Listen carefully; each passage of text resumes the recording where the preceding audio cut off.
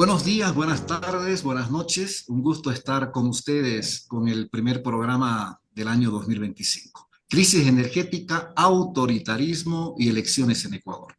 El próximo 9 de febrero, Ecuador celebrará elecciones para presidente, vicepresidente, asambleístas y parlamentarios andinos.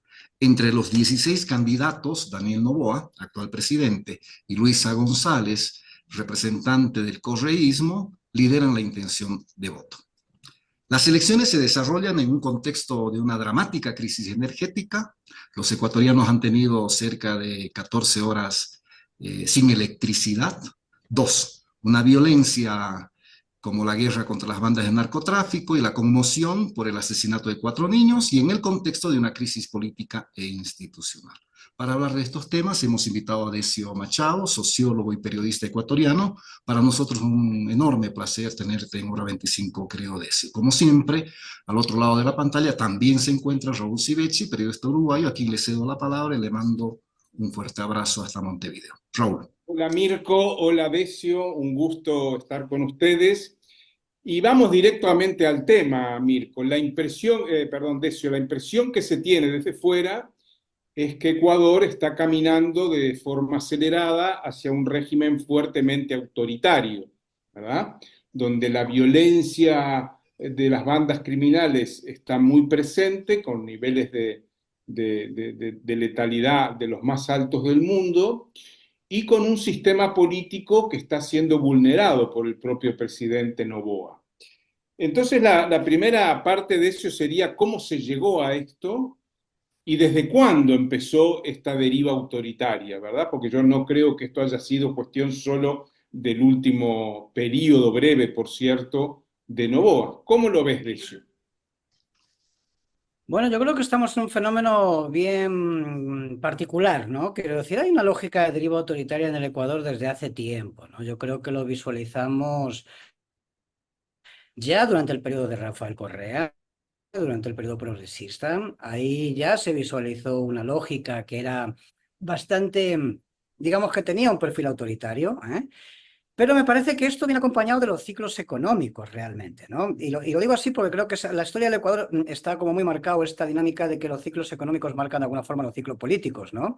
Es decir, en los años 80 y 90, en la crisis de la deuda, lo que vino después, o sea, la implementación del neoliberalismo, todas estas lógicas que asistimos entre el 80, el 90, las lógicas digamos, las lógicas de la financiarización de la economía o la economía especulativa por encima, en este caso de la agricultura, no voy a hablar de la economía productiva, ¿no? Es decir, pero cosas así, es decir, asistimos, digamos, a cómo cayeron diferentes gobiernos uno detrás de otro hasta el año 2006. Es decir, con el boom de los commodities a partir del 2003, es decir, y lo que esto significó ya en la afectación de la economía nacional ecuatoriana, lo que asistimos fue un periodo de estabilidad política, aunque tenía ya ciertas tendencias o derivas con cierto perfil autoritario según fue pasando el tiempo, que era el gobierno del presidente Rafael Correa, 10 años de estabilidad, vamos a llamarlo así, política y también económica.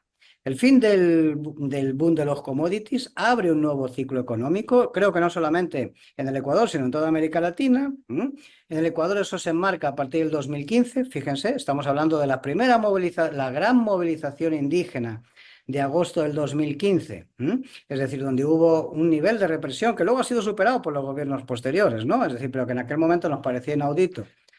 Y sobre el que muchos manifestamos nuestra, digamos, discrepancia, ¿no? Es decir, con el gobierno de Correa en aquel momento, en solidaridad con el movimiento indígena, con los movimientos populares, es decir, que se estaban movilizando ahí.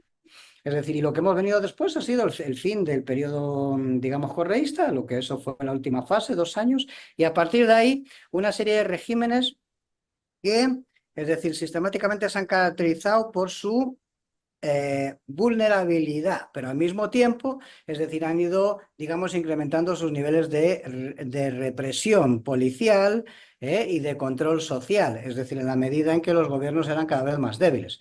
Esto empieza con Lenín Moreno, es decir, las movilizaciones del 2019, lo que fue el principio del temblor, que al final terminó sacudiendo a toda América Latina. Recuerden que de ahí pasó a Colombia, reactivó las movilizaciones populares de los jóvenes estudiantiles en Chile, etcétera.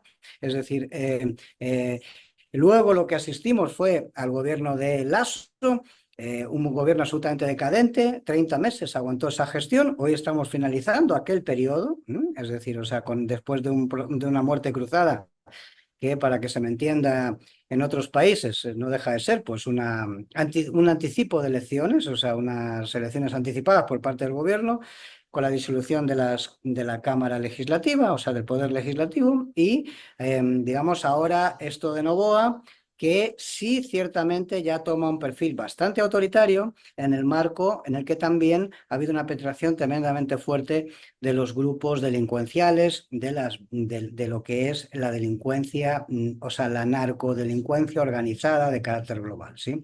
Entonces, esto es un poco la situación en la que vivimos y efectivamente este gobierno, que es un gobierno que lleva de gestión apenas un año y 13, o sea, 13 meses, perdón, un año y un mes, o 13 meses concretamente, se ha caracterizado fundamentalmente en los últimos 6, 7 meses, es decir, por ir, digamos, transgrediendo el orden constitucional o la normativa vigente, es decir, cada vez con mayor asiduidad, ¿no? O sea, con una temporalidad más corta. Y en este momento, es decir, y que hoy, en el proceso electoral en el que estamos, que va a haber elecciones en Ecuador el 9 de febrero, y en este momento estamos en plena campaña electoral, existe un temor, digamos, en la sociedad, sobre todo en los sectores que no comulgan con el gobierno actualmente existente, digamos, de que pudiese no ser reconocida la voluntad popular expresada en las urnas, ¿sí?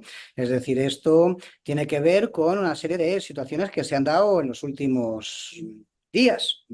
Concretamente, en el mes de diciembre asistimos a, digamos, una desaparición forzosa y posiblemente una ejecución extraoficial, ¿no?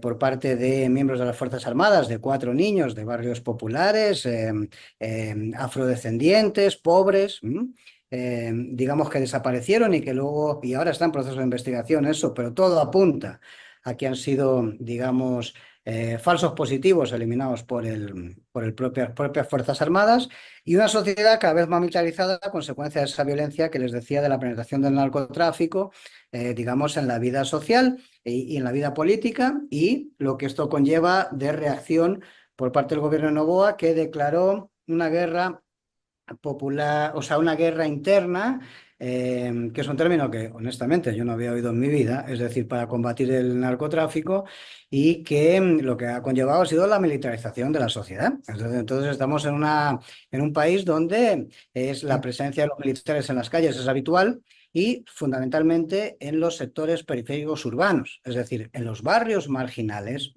es decir, es donde quienes están imponiendo la ley son las tanquetas, ni siquiera de la Policía Nacional, sino de las Fuerzas Armadas del Ecuador. Decio, en tu cronología rápida que hiciste, me llamó mucho la atención cómo colocas tanto bajo el correísmo como bajo el gobierno de Lasso, o de Lenín Moreno exactamente, la lucha de los pueblos indígenas, de la CONAIE y de las comunidades, tanto en 2015 como luego en el 19, como un causante de un ascenso en la represión y en el militarismo. Yo recuerdo que en 2019 estábamos juntos allí cuando se inaugura el Parlamento de los Pueblos. Fue un triunfo del movimiento popular muy importante, y al cabo de X años, apenas 5 años, tenemos un país militarizado. ¿Esto es una respuesta? Porque además de que empezaron a tallar las bandas criminales que no pueden existir sin un apoyo de sectores del aparato estatal, tenemos una fuerte presencia del Pentágono y del Comando Sur, e injerencia en el Ecuador, ¿verdad? Entonces, mi pregunta malintencionada es: ¿hasta qué punto esto es un plan político de las élites ecuatorianas y de las élites estadounidenses para llevar a Ecuador a una situación de no retorno desde el punto de vista de la militarización? Bueno, es una buena pregunta, difícil de contestar si uno no tiene los planes estratégicos del Pentágono, ¿no? O del Departamento de Estado, pero lo que sí es cierto es de que, bueno, haya cosas que uno le hacen levantar las cejas, ¿no? Es decir, y digo esto porque efectivamente hay una cronología así, ¿m? Es decir, asistimos a los levantamientos de 2015 que inaugura, digamos, la fase final del gobierno de Correa, que es una fase final ya sin excedente petrolero, ¿m? Es decir, es el fin de los commodities y donde empiezan a volver las observaciones del FMI al país, etcétera, cosas que Correa se había vanagloriado incluso durante su gestión de haberlas sacado del Ecuador, cosa que era un hito histórico, hay que reconocerlo, sí. Es decir, pero empiezan a volver.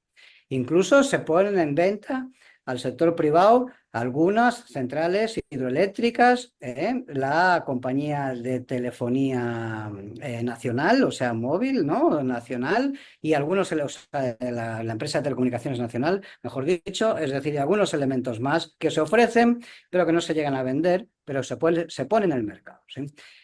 A eso le sigue el gobierno de Lenín Moreno, como digo, es decir, el gobierno de Lenín Moreno marca dos circunstancias. Si hay un periodo, podemos definir como ese 2015, la aceptación del fin del mundo, si no es la pandemia. Y yo creo que la pandemia marca, digamos, una nueva era. Y lo digo así, porque creo que el periodo post-pandémico es otro periodo. Es decir, estamos viendo otro mundo que todavía yo creo que no terminamos de entender del todo. Es decir, pero claro, el nivel de empobrecimiento en el Ecuador es brutal. Voy a poner un dato, solo un dato. En el 2019, antes de que se fuese declarada la pandemia, el 1% más rico del Ecuador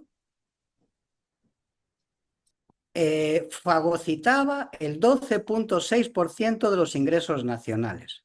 En el 2020, finalizado el 2020, el 31 de diciembre del 2020, ese 1% fagocitaba el 17% del ingreso nacional, ¿sí? Es decir, habían subido 4,6 puntos porcentuales, es decir, en tan solo un año. Y hoy deben estar cerca del 20%, ¿sí? Entonces, el 1% más rico del país. Entonces, a esto súmale gobiernos que se van haciendo cada vez más totalitarios.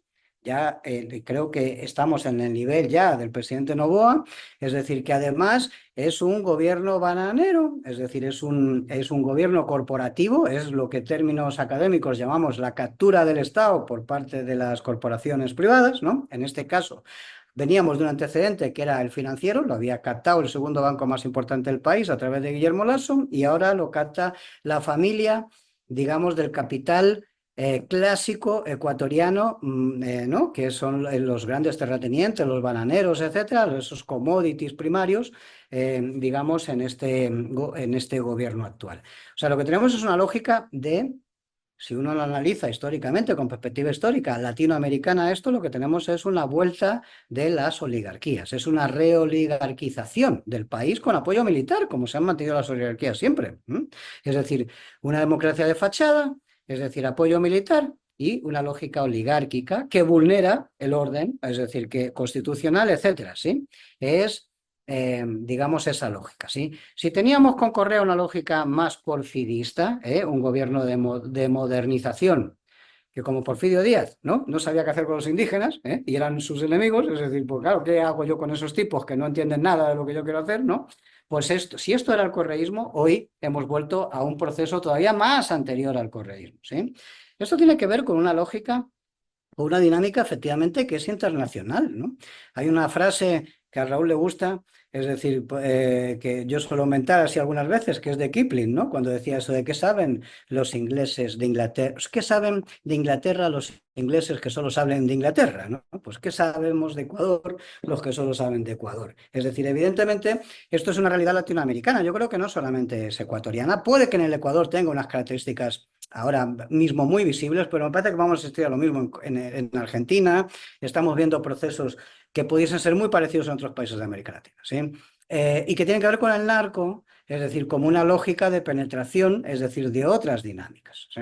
Y en este sentido me parece que lo que asistimos es a eso. Este gobierno está absolutamente regido por el régimen norteamericano. Debo decir que la seguridad nacional de este país es una seguridad dependiente de los Estados Unidos. Los Estados Unidos manejan la Fiscalía General del Estado, manejan gran parte del Poder Judicial, manejan, es decir, la inteligencia estatal, manejan la lucha del combate contra el crimen y dirigen los cuerpos de seguridad del Estado. Los cuerpos de seguridad y los cuerpos de defensa. Se supone que el ejército era de defensa, no de seguridad, ¿no? Aunque ahora, es decir, tenga funciones securitistas. Entonces, en este sentido de cosas, ¿qué más? Es decir, tienes hipotecación, o sea, te has hipotecado al gobierno norteamericano y me parece que esto es una nueva dinámica que tiene que ver con, digamos, una disputa que va mucho más allá de los problemas del Ecuador y que tiene que ver con la disputa por la hegemonía. Yo creo que el gobierno de Donald Trump, al que estamos asistiendo apenas unos días después de su investidura ya, a cómo va reformulando el tablero, ¿no? Yo creo que en los primeros 100 días el gobierno de Donald Trump va a ser un gobierno que va a intentar digamos, poner las reglas de juego globales. Vamos a ver qué pasa en estos 100 días. Y empieza desde muy rápido, hemos visto lo de Petro, hemos visto los problemas con Sheinbaum, ya está con los problemas con Lula, etcétera, para hablar solamente de los de la región. Es decir, yo creo que lo que estamos asistiendo es, digamos, en la pesca mayor, dicen los que hacen pesca mayor que los peces grandes dan una gran lucha final antes de ser arrimados al bote, ¿no?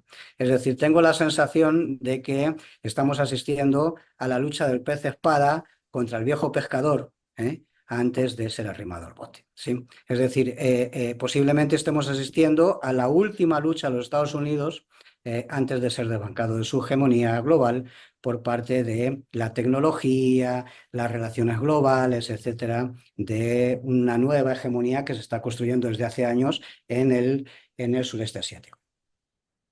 Colocas el tema de una manera muy clara y transparente, Decio. Habría que recordar que hoy en día, mirando las fotos de la asunción de Trump, aparece Zuckerberg, Jeff Bezos, Elon Musk.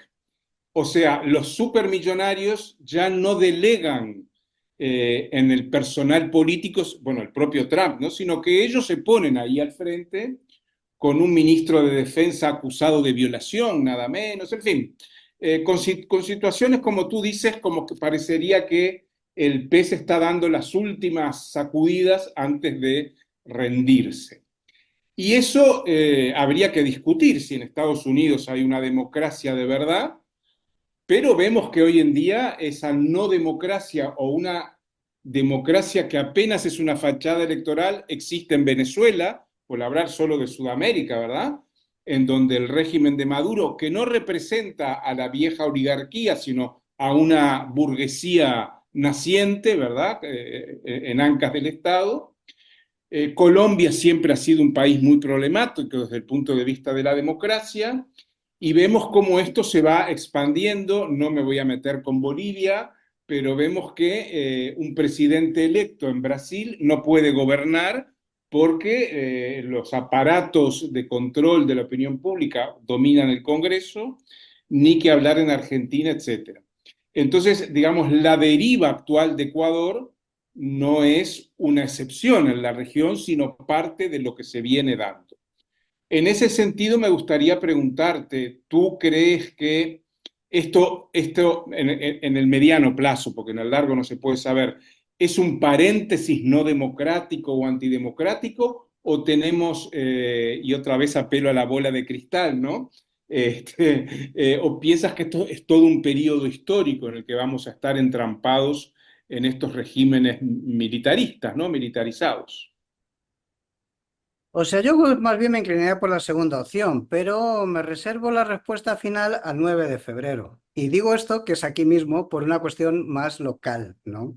Es decir, tenemos un gobierno que está manejando hoy en la campaña electoral, eso es perfectamente visible, cualquier live, cualquier, digamos, en vivo que se haga en las redes sociales, etcétera, de cualquier partido de oposición que no sea del gobierno, de las 16 candidaturas, que no son pocas, que se presentan, o 15 si quitas la de Novoa, que se presentan a esta campaña electoral en el Ecuador, que es así bastante surrealista, la verdad.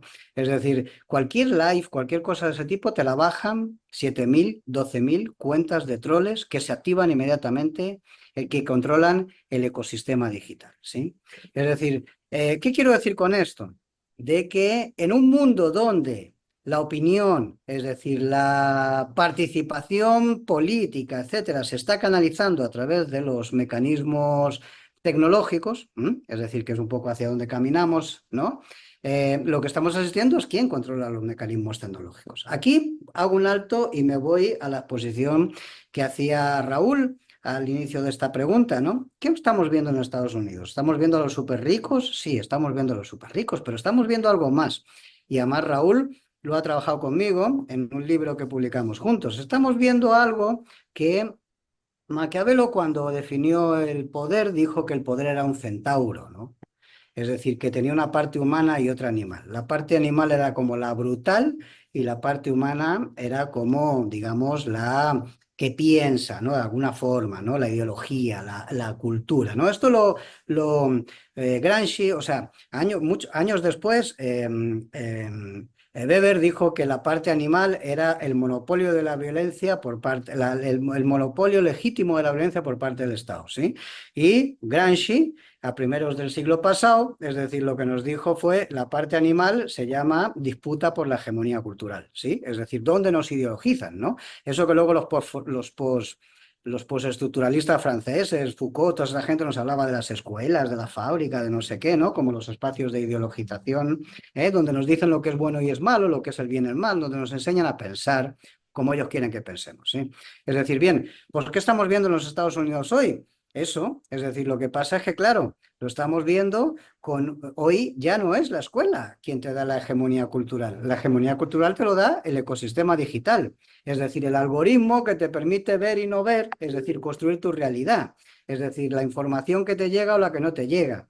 Digamos, esos entornos, en los que son envueltos los entornos, digamos, de convivencia para la gente más joven, etcétera, etcétera. Entonces, yo creo que estamos asistiendo a eso, a cómo se combina el poder de la fuerza, ese Trump, que manda aviones, es decir, con deportados encadenados a Manaos, ¿no? Es decir, o a México, ¿no? Y aterrizan en Guatemala para que lleguen a México por otro lado, o lo que pasó con Petro recientemente, y al mismo tiempo, es decir, esos Zuckerberg, esos Max, estos no sé qué, digamos que de alguna forma están ejerciendo esa hegemonía cultural, ¿no? Es decir, en esa conjunción, ¿sí? Es decir, ¿qué es más importante para un Estado? Tener los datos de renta, porque tiene el control del SRI, tener los datos de tu salud, porque tiene las fichas del Ministerio de Salud de cuando vas al médico, qué enfermedades tienes, etcétera, o tener tu subjetividad. Pues la subjetividad la tienen estos tipos, no el Estado, ¿no? Es decir, la subjetividad es con lo que tú votas, con lo que tú sientes, con lo que tú te emocionas, con lo que tú te enamoras, ¿no?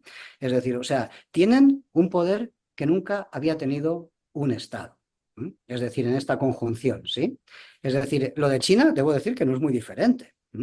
O sea, quiero decirte que esas conjunciones también las tienes en China de otra manera, ¿no? Es decir, o sea, son menos exhibicionistas los chinos, porque entiendo que la cultura oriental es menos exhibicionista que los occidentales, ¿no? En esta vulgaridad occidental, ¿no? Decadente, ¿no? Que tenemos. Pero lo que quiero decir es que no es muy diferente. Yo creo que nos enfrentamos a un mundo, efectivamente, Raúl, que se diseña muy, muy orwellianamente, ¿no? Y eso, evidentemente, es en deterioro de la democracia.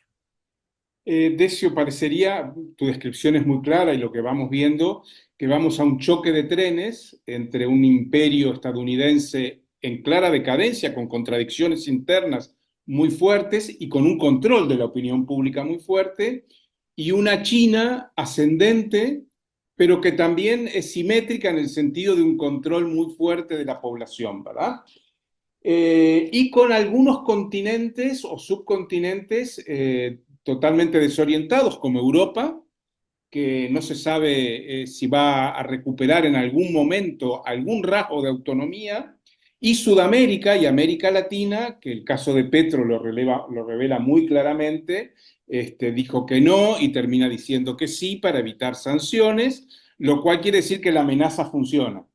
Y si la amenaza funciona, me temo que los demás gobiernos también van a plegarse, ¿verdad? Porque el peso de Estados Unidos, que además envía los aviones sin siquiera consultar a los gobiernos. Ahí va a aterrizar un avión con delincuentes encadenados, madre mía, ¿no? Entonces, ¿qué pueden hacer nuestros países, si es que pueden hacer algo, o qué deberían hacer en un contexto tan negativo para nosotros, ¿verdad? Verás, yo creo que lo que demuestra lo de Petro, esta ida y venida, digamos, esto que voy un paso para adelante y dos para atrás, es decir, lo que viene a indicar de alguna forma es una lógica que, bueno, no la conocemos de toda la vida, que ha sido la lucha contra el imperialismo de alguna forma, y es que, digamos, uno no puede, digamos, hacerle, ningún país latinoamericano puede hacerle frente así solo, por sí solo, es decir, a una lógica tan asimétrica como una imposición de los Estados Unidos. Es decir, y esto debería hacer reflexionar a los países latinoamericanos y yo creo que especialmente a algunos gobiernos latinoamericanos que tienen un rol muy importante en esto. Voy a hacer memoria de algunas cosas. América Latina ya ha tenido sus problemas, sus tensiones, es decir, en la primera década, o sea, en la primera década y media de este siglo, ¿sí? Quiero recordar el bombardeo de Angostura con gobierno de Uribe en el Ecuador, ¿sí? La muerte de Raúl Reyes, año 2009, si no recuerdo mal, primero 1 de marzo del 2009, es decir, y quien resolvió ese conflicto diplomático al final fue Lula, es decir, fue Lula, o sea, fue el UNASUR, pero fue Lula, y los que lo vimos en vivo y en directo lo sabemos que es así, es decir, a través de él aplicó de alguna forma los mecanismos de presión pertinentes. Quien resolvió el conflicto de la frontera entre Colombia, gobierno Uribe también, y el gobierno de Chávez, en Venezuela, en aquel momento, no recuerdo el año, también fue Lula. Las 7 bases militares, ¿se acuerdan? De todos aquellos líos en Colombia, etcétera, tal, fue Lula. Está, digamos, hablándose con los hindús, está hablándose con los chinos, está hablándose con los rusos y está hablándose fundamentalmente con los países africanos, pero no se está hablando con el entorno regional latinoamericano, ¿sí? Es decir, entonces, esto sorprende porque es un cambio de estrategia, ¿no? Porque no es que Brasil se haya puesto a mirarse a sí mismo, esa lógica bolsonarista, no. Lo que está es como ignorando el continente para posicionarse en otra cosa, ¿no? Y yo creo que esta situación que vivimos en este momento podría ser un toque de alerta a gobiernos como México y como Brasil, y fundamentalmente Brasil, porque creo que Brasil tiene más de esto de subimperio, ¿no? Es decir, que México, ¿eh? Es decir, para plantearse que si no es capaz de generar una lógica de bloque regional o algo parecido, que permita la coordinación de países latinoamericanos, muy difícilmente va a tener capacidad de respuesta ante investidas de ese tipo. No es que la otra se la dé, pero por lo menos le da algo más, ¿no? Es decir, los bloques regionales es un fenómeno que surge desde los años 80, quitando la Unión Europea, que es un proceso muy anterior, ¿no? Digamos, el ASEAN, inicialmente la Unión de Países Africanos, en los bloques de países euroasiáticos después de la caída del muro de Berlín. O sea, han sido fenómenos en los cuales los países han entendido, más allá de qué tipo de gobiernos tenían, es decir, en una lógica, digamos, de resistir algunos envites negativos de la globalización, ¿sí? Y esto en América Latina tuvo un nivel de avance relativo, es decir, con el UNASUR, fundamentalmente con el UNASUR, porque yo creo que la CELAC nunca fue nada, pero, digamos, eso se ha ido cayendo. Ni siquiera la parte neoliberal de eso, lo que tenía que ver con, ¿cómo se llamaba? Aquello de Panamá, Las obras de infraestructura, ¿verdad? y el tratado del Libre Pacífico, ¿recuerda? No me acuerdo cómo era el nombre Sí, sí, sí, exactamente. sí. Ni siquiera eso lo cuajaron desde el otro lado, desde el lado más conservador o más neoliberal, si quieren, desde esa visión. Entonces, el problema de eso es que América Latina sigue siendo país por país, tomando sus decisiones sin llegar ni siquiera a un tipo de acuerdo que les permita comprar juntos genéricos o los productos para generar genéricos, medicina, o sea, medicamentos genéricos en el país para no tener que comprarle a la Bayer o a cualquier otra multinacional a precios desorbitantes o las vacunas o cosas de esas características. Entonces me parece que este momento debería hacerle reflexionar, creo que fundamentalmente a México y a Brasil, y creo que en especial a Brasil, sobre esto, ¿no? Porque creo que se están equivocando y lo que viene con Trump es complicado y a lo mejor asistimos a una redefinición de las miradas geopolíticas de estos países con respecto al continente, o por lo menos falta hace desde mi punto de vista. Muchas gracias, Decio. Le paso a Mirko el turno que seguramente te quiere hacer alguna pregunta. Te comentaba, gracias Raúl. Los ecuatorianos han vivido, Decio, hasta cortes de electricidad de hasta 14 horas. ¿Cómo se ha llegado a esta situación tomando en cuenta que Ecuador es un exportador de energía, básicamente de petróleo, por supuesto? El gobierno ha anunciado que la vuelta a la normalidad es de enero, sin embargo, La discusión en el Ecuador es que se necesita un montón de transformaciones estructurales para recuperar cierta normalidad en la provisión energética. ¿Cuál es tu parecer sobre este tema dramático que viven los ecuatorianos? Pues lo de Ecuador es una cosa tremenda, porque yo creo que la dinámica, y debo decirte así de claro, yo nunca había visto un fenómeno parecido a este, y debo reconocer que he vivido en algunos sitios, pero la verdad es que nunca he visto una situación similar. Yo creo que el correísmo terminó su década de gestión, digamos, con un nivel de popularidad todavía alto, pero, digamos, con un desgaste muy grande y con una polarización social muy importante, ¿no? Que la marcaron como una lógica estratégico, político-estratégica, ¿sí? Ahora bien, el problema de esto es que en estas relaciones en las cuales los líderes latinoamericanos, y esto no es un problema solamente del Ecuador, es un problema generalizado, los líderes latinoamericanos mantienen una relación líder-masa con las sociedades sin intermediación de organizaciones, de estructuras políticas, de organización, ¿sí?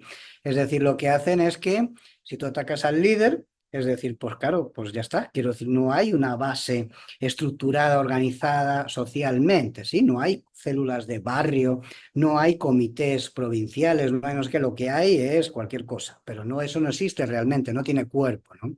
Yo creo que el Ecuador asistió a eso. Es decir, durante todo este periodo lo que ha habido es una fuerte, digamos, campañas sostenida, digamos, mediática, y ahí hay que decir que eso es así, y también, digamos, el lawfare, porque creo que el lawfare es un hecho, es decir, es un hecho, otra cosa es la relevancia que tenga, es decir, porque no es un hecho aislado, es un hecho que forma parte de un ecosistema conjunto, es decir, donde de alguna forma se ha ido criminalizando permanentemente al correísmo, ¿sí?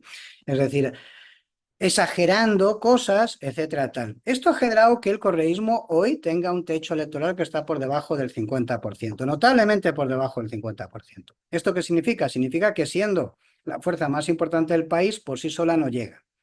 Y aquí hay un problema del correísmo y es no entender esa realidad en esta dinámica mesiánica de líder carismático que caracteriza a los regímenes latinoamericanos en general y este tipo de fenómenos populistas, ¿no? Voy a llamarlo de esta forma y me da igual qué perfil de populismo sea, de derechas o de izquierdas. Como esto es un programa entre amigos, voy a contar una anécdota que me decía un amigo del PSOE la última vez que viajé al Brasil, que me decía, verás, Decio, los populistas de derecha son unos, o sea, los populistas de izquierda son unos hijos de puta, pero los populistas de derecha son más hijos de puta todavía, por lo tanto todavía hay barricadas, ¿no? Es decir, y yo me quedé con esa frase porque dije, oye, pues en cierto modo es verdad. Y yo creo que lo estamos asistiendo en el Ecuador es que al populismo de izquierdas lo ha sustituido el populismo de derechas. Yo creo que Noboa es esa vuelta de la oligarquía, pero de la oligarquía populista, que al fin y al cabo las oligarquías eran así, ¿no?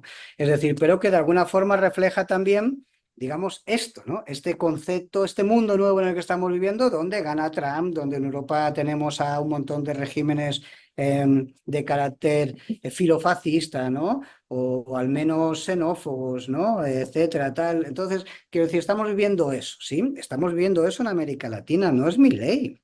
El próximo presidente de Chile se llama Kast. Es decir, iba a ser como Milei. Y si hubiese unas elecciones hoy en Brasil, que no las hay afortunadamente, ganaría el bolsonarismo, es decir, según indican las investigaciones o los datos tal. Y vamos a ver qué viene después de Maduro en Venezuela y vamos a ver qué pasa en otros sitios. Quiero decir que tenemos un escenario muy complicado. Y yo creo que eso es un poco lo que estamos viviendo. Esto hace que, a pesar de las barbaridades de que se asesinen a 4 niños, que son más, falsos positivos lo que ha habido en el Ecuador, que se caiga la energía en una crisis energética de 3 meses sostenida en el país, donde, como bien indicas, Mirko, se llevó a tener, digamos, 14 horas de apagones diarios. ¿Tú te imaginas un país con 14 horas de apagones diarios? No hay comercio, no hay industria, no se produce nada, no hay una jornada laboral que se pueda hacer de una forma normal. O sea, es una barbaridad. O sea, retrocedió en el país, digamos, a una situación semifeudal. ¿Me explico? Es decir, o sea, nada que ver con una economía industrializada, o sea, desarrollada. Yo no hablo ni de qué tendencia tenga la economía, sino simplemente desarrollada, ¿sí? O sea, medio desarrollada, ¿no? Entonces, en este sentido, yo creo que todo esto todavía se perdona en parte porque todavía existe una resistencia muy fuerte a que vuelva al correísmo. Y esto es lo que ha explicado los resultados electorales en todos los procesos electorales que hemos visto en Ecuador después de Rafael Correa. El correísmo ha ganado todas las primeras vueltas y ha perdido las segundas vueltas en una alianza, y debo decir, una alianza absolutamente loca, donde incluso han participado de una forma directa o indirecta las izquierdas a las izquierdas del correísmo. Es decir, cuando las izquierdas en el Ecuador se inventaron una cosa que se llamaba yo voto nulo ideológico, es decir, o sea, y fueron, es decir, llegaron, o sea, el frente de lucha, es decir, de Noboa en la segunda vuelta, frente a Luisa González hace un año y pico, fueron en gran parte los maoístas de la Unidad Popular, el antiguo MPD, es decir, y así varias, y gran parte del movimiento indígena. No Leonidas y Isa, no estos sectores que ahora dirigen la CONAIE, es decir, pero sí gran parte del movimiento indígena. Por lo tanto, lo que quiero decir con esto es de que realmente es una situación bien kafkiana, donde yo creo que la gente perdió eso que me decía aquel compañero del PSOL, de cuál es el lado en el que uno está de la trinchera, ¿no? Decio, para terminar de manera breve, un conjunto de preguntitas así. ¿La sociedad ecuatoriana se ha derechizado? Finalmente, el miedo del que habla Raúl también, y tú, y los largos estados de excepción y la violencia han mellado la capacidad de resistencia del pueblo ecuatoriano, y eso se podría aplicar a América Latina. ¿Es posible esta situación en un país que ha desarrollado, ustedes lo planteaban al principio, tremendas luchas populares contra el neoliberalismo? Y mi pregunta de colofón, que es, ¿cuáles son las perspectivas del movimiento popular indígena ecuatoriano en el contexto de la militarización y violencia que está viviendo el pueblo del Ecuador? Yeah. Yo me atrevería a contestarte regionalmente a esa pregunta, Mirko. Yo creo que la sociedad ecuatoriana se ha derechizado tanto como se ha derechizado la sociedad boliviana, o la sociedad argentina, o la sociedad brasilera incluso. Y se ha derechizado porque han sido sociedades, es decir, que, digamos, o sea, desde las luchas del Alto o contra el tema del gas en Bolivia, ¿no?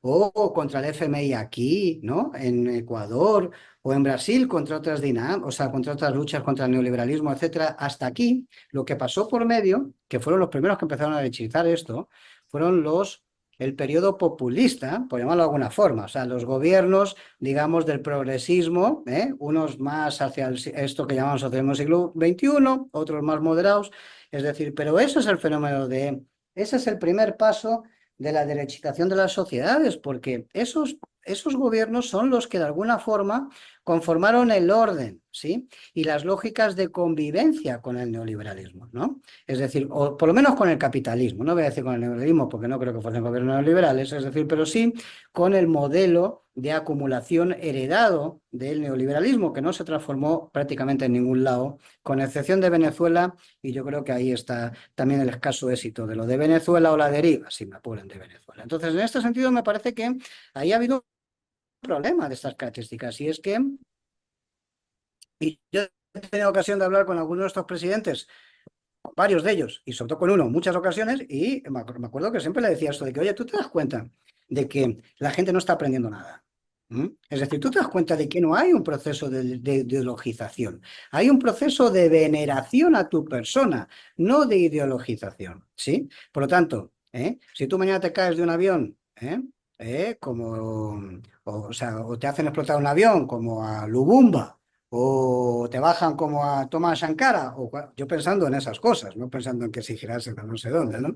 Es decir, tú no te das cuenta de que se acabó esta huevada. Es decir, o sea, que no hay nada, ¿no? O sea, que no están construyendo nada más que a sí mismos. Es decir, pero claro, el problema de esto es que me parece que eso ha sido mal generalizado.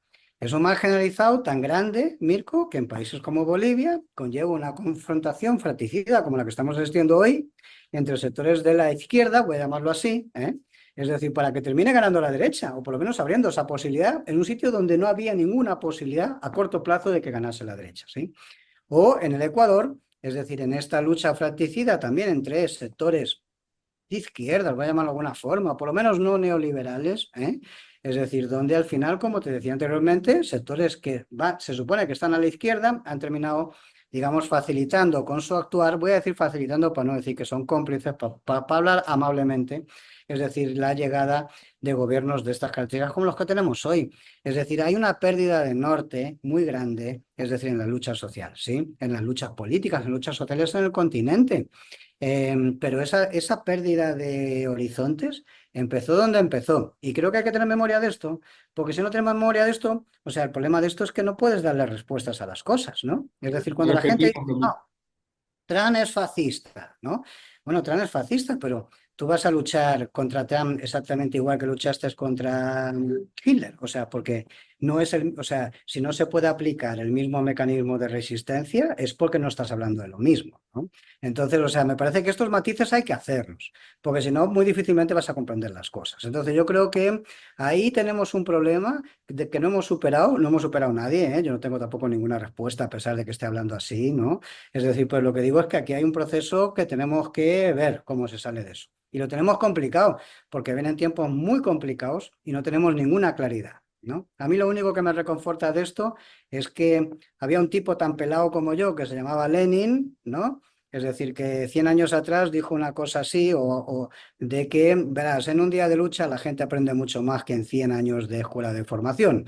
Por lo tanto, yo digo que en algún momento nos vendrá luz porque la gente saldrá a la calle. Es decir, y a lo mejor no nos hace falta entender nada, sino que lo entendemos en el actuar. Pero desde luego yo creo que no entendemos nada en este momento, Mirko, ninguno, ¿eh? O sea, no tenemos respuestas, ninguno ni ningunas de nuestras compañeras tampoco. Muchas Ahora, gracias, Decio. No sé si tú querías agregar algo más, Mirko. no, no, no. Me parece que es importante esa reflexión que has hecho en tu última intervención, Decio, en el sentido de que no se puede entender lo que está pasando hoy, y no entendemos mucho y no tenemos alternativas, evidentemente, pero no podemos entenderlo sin ver el enorme daño que hizo el progresismo a todo el movimiento popular. Aquí al lado de Uruguay, donde vivo, en Argentina, Milei, Milei, Milei, pero no nos olvidemos que quien hundió el movimiento piquetero, los movimientos tan potentes de Argentina del 2001, fue el progresismo, fue el kirchnerismo. Ahora, dices esto y te metes en un lío tremendo porque hay muy poca disposición a aquello que el pelado que tú mencionaste hablaba tanto, que era la autocrítica, ¿verdad? Si no nos autocriticamos, no sabemos dónde estamos. Y eso, y Bolivia es una muestra clara, estamos muy lejos de este momento. Muchas gracias, Decio. Gracias, compañeros. Un saludo. Muchas gracias por la invitación.